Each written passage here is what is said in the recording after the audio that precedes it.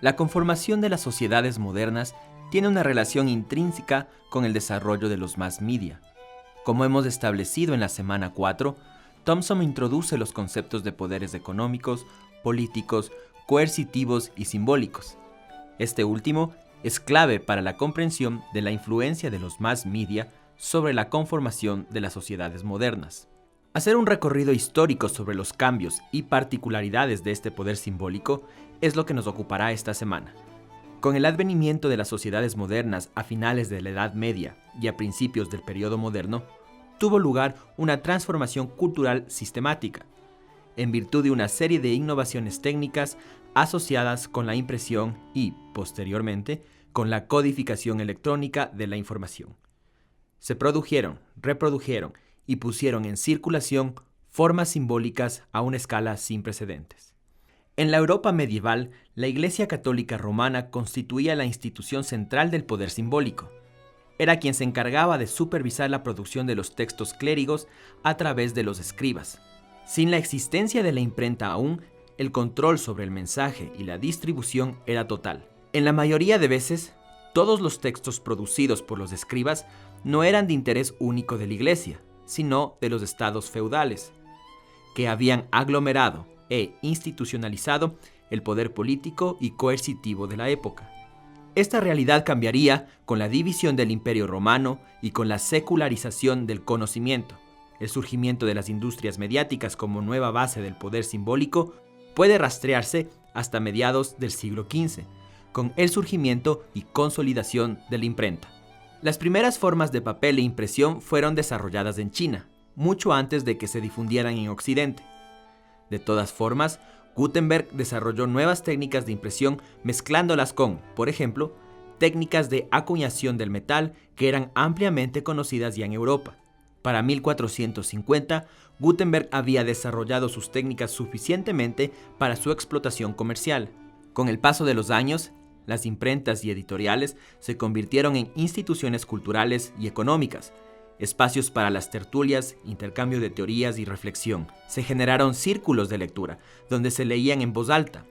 Gracias a la práctica de leer en voz alta, la audiencia de los materiales impresos fue considerablemente mayor comparada al relativo menor número de individuos que estaban en condiciones de leer. La Iglesia perdió control sobre las publicaciones, y el declive del latín y la aparición de las lenguas nacionales o vernáculas como el inglés, el francés o el italiano fue importante.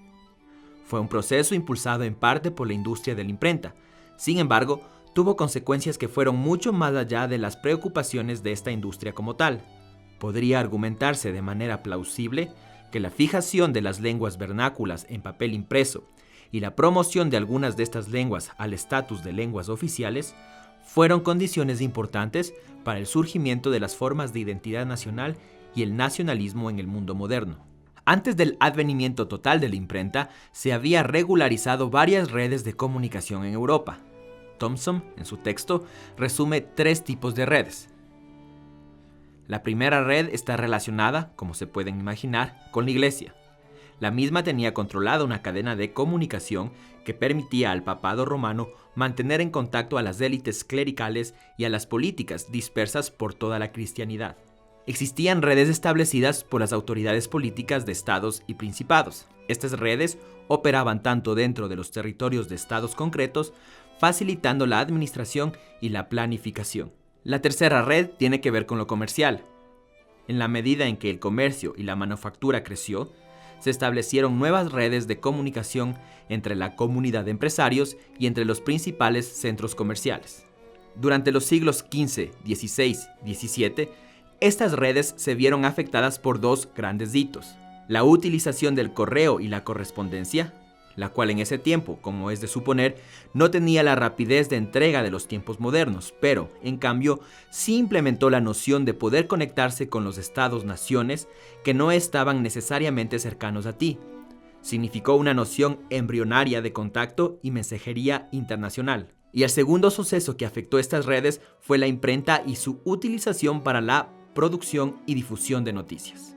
Los orígenes de los periódicos modernos están en las primeras 2 décadas del siglo XVII, cuando los periódicos de noticias aparecen regularmente cada semana con cierto grado de fiabilidad. Los semanarios impresos, también llamados corantos, se extendieron rápidamente por varias ciudades de Europa.